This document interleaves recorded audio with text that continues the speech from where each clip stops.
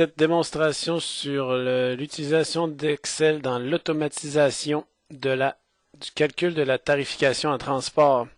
Vous avez ici le fichier gestion TRP automatisation tarification partie 2 données.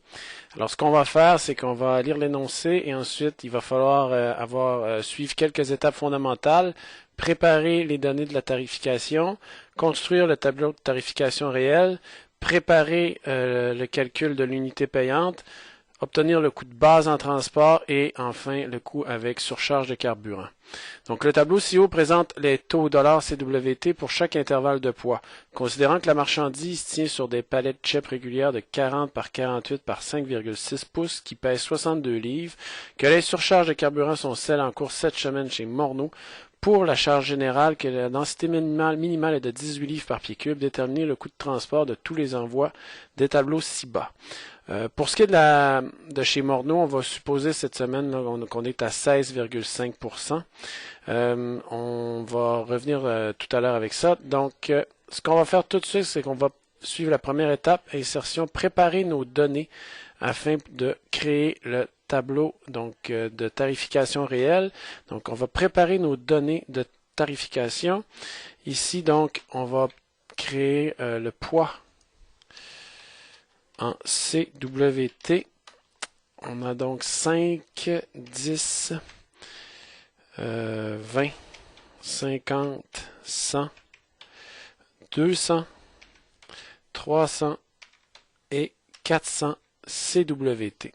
Je vais vouloir ensuite obtenir le coût du payant pour. Le coût du payant pour, c'est simple. Lorsque je paye pour 500, c'est le coût de 5 CWT. Donc, c'est le coût ici fois le taux à minimum 500. Je vais aussi obtenir le poids du payant pour. Et ça, c'est le poids à partir duquel je paye pour un intervalle donné. Donc, j'aurai ici 908 divisé par le taux précédent.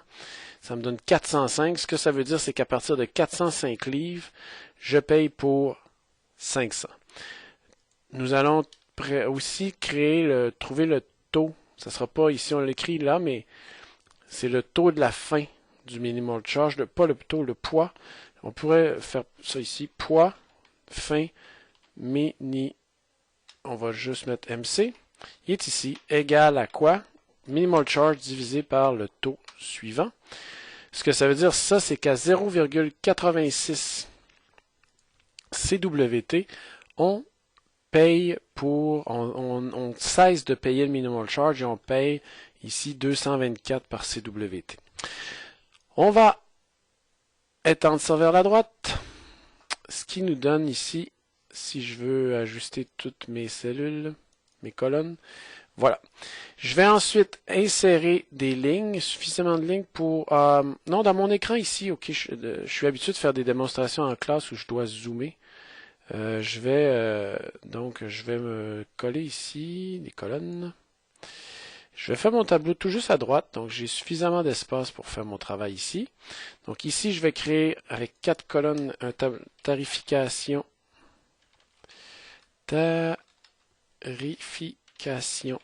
réelle. Donc je vais fusionner comme ça. J'aurai poids min CWT, poids max CWT, coût fixe en dollars et coût variable en dollars par CWT. Qu'est-ce que ça signifie, ces intervalles-là? C'est que je vais créer tous les intervalles possibles qui donnent une tarification en transport. Ici, parfois on aura des intervalles à coût fixe, parfois on aura des intervalles à coût variable. Donc de 0 à la fin du minimal charge, j'aurai un coût fixe qui correspond au minimal charge. Ensuite, cette colonne-là, on aura toujours... Vous comprenez qu'on aurait pu avoir une seule colonne, là, étant donné que le poids max, ça correspond toujours au poids min de la colonne précédente. Là. Donc ici, ce que je vais faire, c'est que je vais créer des sauts, donc me concentrer sur les payants pour. Donc ce que ça dit ici, c'est que de 0,86 jusqu'au début du payant pour 500, ben, je vais avoir un taux variable. Donc ça, c'est des taux variables. Et ce que je vais faire comme ça, je vais tout simplement les copier chacun.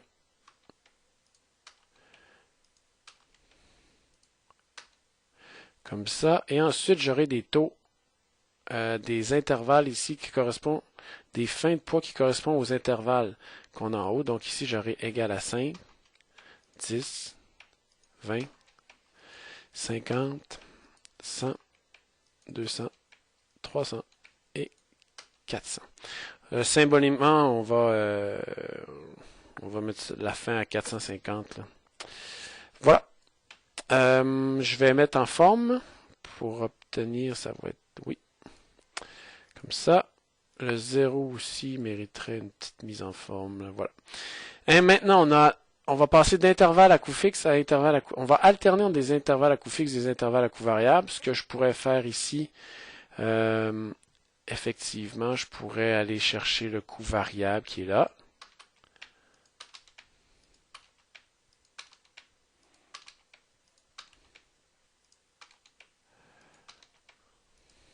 Voilà. Et ensuite, j'ai un intervalle à coût fixe. J'ai des intervalles à coût fixe qui correspondent au coût des payants pour.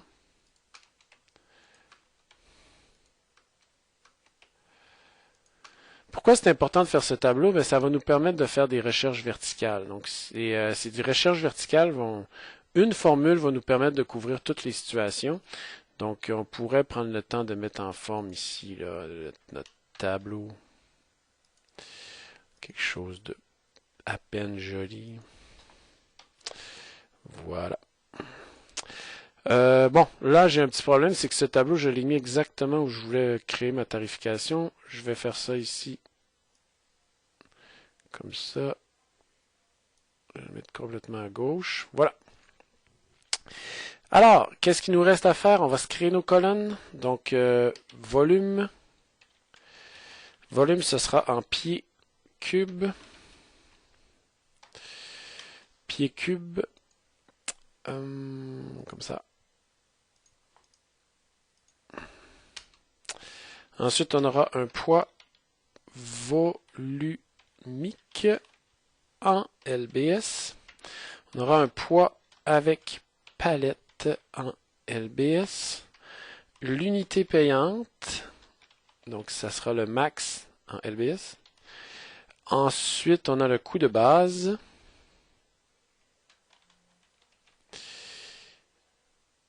En dollars. Et coût avec surcharge en dollars. Je vais manquer de place. Je vais insérer une colonne ici pour bien séparer les choses. Voilà pour les bonnes colonnes. Ce que je peux faire, ouais, la mise en page, on va laisser faire. On va copier la mise en page. Ça va être beau. Ici. Ouais. On va laisser faire. Écoutez, je vous laisse être les artistes de votre fichier Excel. Au moins mettre ça comme ça. Alors, le volume, ça sera quoi? Mais là, on va copier nos données au sujet de la palette. Donc, on pourrait mettre ça ici. Longueur palette.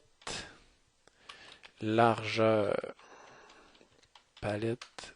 Hauteur palette. Le poids de la palette. On a ensuite la densité minimale. On va insérer une ligne ici. Et la surcharge de carburant. Alors la surcharge, on va la mettre à 16,50%. Densité minimale est de 18 livres par pied cube. Le poids de la palette est à 62 livres. La hauteur est à 5,6. La largeur est à 48 et la longueur est à 40. Le volume d'un chargement, tout ce qui nous intéresse, c'est la hauteur ici. Alors, parce que tout repose sur une palette, donc ça sera égal à quoi? À la longueur figée fois la largeur figée fois la somme entre la hauteur de la palette et figée, la hauteur de la palette, et la hauteur de la marchandise. Donc là, ça nous donne des pouces cubes. On a 3 dimensions de calculer. Et il faut que je divise ça par 1728 pour obtenir des pieds cubes. Petit test, 20, 28, 60, 60, okay, 12, oui. Donc, juste pour vérifier si on fait référence, on a bien figé, oui, on fait référence aux mêmes cellules. Le poids volumique, ça égale au volume en pieds cubes fois la densité minimale figée. Ça, c'est des livres. Poids avec palette, c'est le poids de marchandise plus le poids de la palette figée. L'unité payante, ça sera égal au max entre les deux.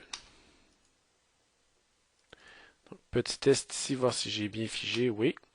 Le coût de base, donc évidemment là c'est une vidéo, vous pouvez répéter les parties ardues. Moi j'y vais sans répéter. Je cherche ce poids-là d'unité payante dans le tableau de tarification réelle qui est là, F4.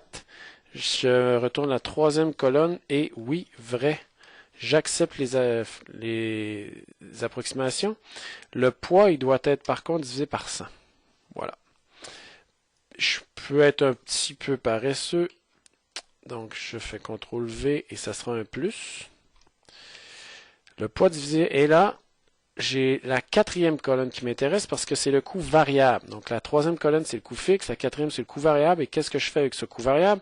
Je le multiplie par ce qui varie. Donc, c'est l'unité payante divisé par 100, encore une fois, pour convertir les livres en CWT. Ça me donne des coûts de base. Je regarde ici si mon tableau était bien figé. Oui. OK. Troisième colonne, quatrième colonne, vrai, vrai. Divisé par 100 et 19, tout va bien. Le coût avec surcharge, c'est quoi? C'est le coût ici, fois la somme de 1 plus 18% qui est là. Non, 16,5. OK, je vais aller changer. J'ai écrit 60%. F4. Voilà, je vais juste écrire 50%. Voilà, je mets ça en forme.